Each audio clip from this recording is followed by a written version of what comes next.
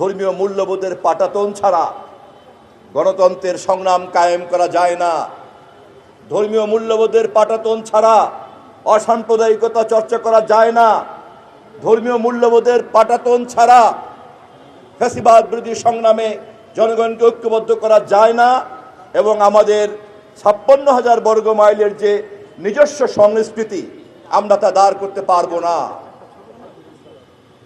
আজ তারেক রহমানের নেতৃত্বে আমরা যে নির্বাচিত সরকার, দেশের শাসনভার জনগণের ম্যান্ডেটের মাধ্যমে, ভোটের মাধ্যমে পেয়েছি, আমাদের প্রধান শক্তি আমরা বাংলাদেশের সেই রাজনৈতিক দল যারা মৌলানা ভাসানীর এই চিন্তার সবচেয়ে কাছে অবস্থান করি। আমাদের এই সরকারের জনপ্রিয়তা এবং ভবিষ্যতের যে সার্থকতা, তার সবচেয়ে বড় কারণ আমরা মৌলানা ভাসানীর ধানের শীষের মার্কাকে ধারণ করি। ধানের শীষের মার্কার মধ্যে যে রাজনীতি রয়েছে, আমরা সেই রাজনীতিকে ঊর্ধ্বে তুলে ধরি। মৌলানা ভাসানী মৃত্যুর আগে যখন সর্বশেষ তৎকালীন সময়কার রাষ্ট্রপতি শহীদ জিয়াউর রহমানের সঙ্গে সাক্ষাৎ হয়েছিল, যখন হাসপাতালে রাষ্ট্রপতি তাকে দেখতে গিয়েছিলেন, তখন তাদের রাজনৈতিক আলাপ আলোচনার মধ্য দিয়ে তিনি এই সারবস্তুটি তুলে ধরেছিলেন। ধানের শীষের মধ্যেই নিহিত আছে ভবিষ্যতের গণতন্ত্র, স্বাধীনতা এবং সার্বভৌমত্ব। এবং এই কথাই প্রতীকী অর্থে আমাদের মাননীয় প্রধানমন্ত্রী টাঙ্গাইলে বলেছেন, মৌলানা ভাসানী 1976 সনে হাতে তুলে দিয়েছেন ধানের শীষ শহীদ রাষ্ট্রপতি জিয়াউর রহমানের হাতে।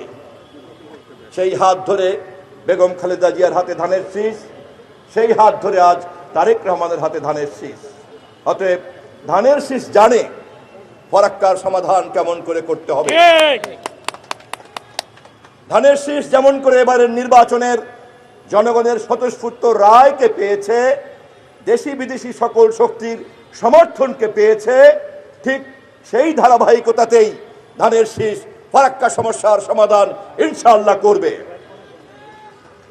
ইতিমধ্যে আজকের সভার মাননীয় প্রধান অতিথি আমাদের নেতা মাননীয় মহাসচিব সকালবেলায় বলেছেন, আগামী ডিসেম্বর মাসে গঙ্গা চুক্তির মেয়াদ শেষ করার আগেই এই চুক্তি আবার জাতীয় স্বার্থের ভিত্তিতে নবায়ন করার জন্য আমাদেরকে জাতীয় ঐক্যমতের উদ্যোগ নিতে হবে। এবং আমি দেশের সকল গণতান্ত্রিক শক্তিকে ফারাক্কা দিবসের এই মঞ্চে দাঁড়িয়ে ভাসানী অনুসারীদের, রফিকুল ইসলাম বাবলু সাহেবের দলের এই মঞ্চে দাঁড়িয়ে আমাদের মহাসচিবের সেই আহ্বানকে বাস্তবায়ন করার জন্য আমি আবারও আহ্বান জানাই। আসুন পৃথিবীতে উজান ভাটির দেশের সমস্যা সমাধান করার জন্য এই মুহূর্তে যে আন্তর্জাতিক প্রটোকল এবং চুক্তি বিদ্যমান আছে, আমাদের সম্মিলিত ঐক্যের মধ্য দিয়ে সরকারকে শক্তিশালী করে কূটনৈতিক তৎপরতার মধ্য দিয়ে সেই আন্তর্জাতিক চুক্তিকে বাস্তবায়ন করে আমাদের স্বার্থের ভিত্তিতে আবারও গঙ্গা চুক্তিকে আমরা নবায়ন করে ছাড়বো ইনশাআল্লাহ। এবং এই পুরো প্রক্রিয়াটি মৌলানা ভাসানীর শিষ্য হিসাবে বিএনপির মহাসচিব জনাব মির্জা ফখরুল ইসলাম আলমগীর আমাদের মাননীয় প্রধানমন্ত্রীকে অসুস্থ শরীর নিয়ে জীবনের সর্বশেষ রাজনৈতিক কর্মসূচি যাপন করে তিনি প্রমাণ করেছেন তিনি এই দেশের মানুষের কল্যাণ ছাড়া তার জীবনের আর কোনো ব্রত ছিল না। তিনি অনুমান করতে পেরেছিলেন উজান দেশের সম্পদ, পানি সম্পদ যদি ভাটির দেশে সঠিকভাবে বন্টনের চুক্তি না হয়, তার পরিণতিতে কি হতে পারে তা তিনি অনুমান করেছিলেন।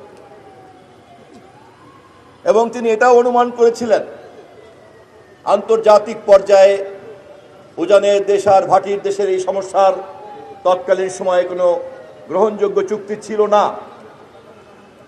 এমনকি এই মুহূর্তে তা গ্রহণযোগ্য আমাদের আন্তর্জাতিক চুক্তি থাকার পরেও তা বাস্তবায়ন কতটুকু হবে কতটুকু হবে না, আমরা এমন একটা পরিবেশের মধ্যে দাঁড়িয়ে আছি। অর্থাৎ তিনি এটাও অনুমান করেছিলেন। শুরুতেই স্মরণ করছি মজলুম জননেতা মৌলানা আব্দুল হামিদ খান ভাসানীকে। সেই দিন তিনি ফারাক্কা মিছিল করেছিলেন, সেই কারণেই শুধু তাকে স্মরণ করছি না, আজ তাকে স্মরণ করছি তার দূরদর্শী দেশপ্রেম চর্চার শক্তিকে নতুনভাবে সম্মান জানানোর সময় এসেছে। চুক্তি থাকলেও পানি সম্পদ বন্টন নিশ্চিত হবে কি হবে না তা নির্ভর করে দুই দেশের সঠিক কূটনৈতিক সম্পর্কের উপরে। আজ ফারাক্কা দিবসে সেই কারণেই স্মরণ করছি সেই মজলুম জননেতাকে, সেই দূরদর্শী দার্শনিককে এবং এই দেশের রাজনীতির সবচাইতে সঠিকভাবে অনুধাবনকারী নেতা মজলুম জননেতা মৌলানা আব্দুল হামিদ খান ভাসানীকে।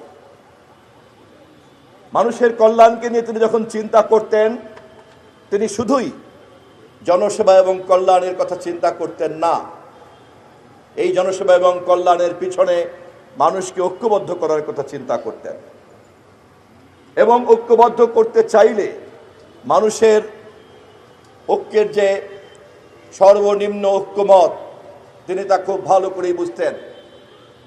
56,000 বর্গমাইলের বাংলাদেশে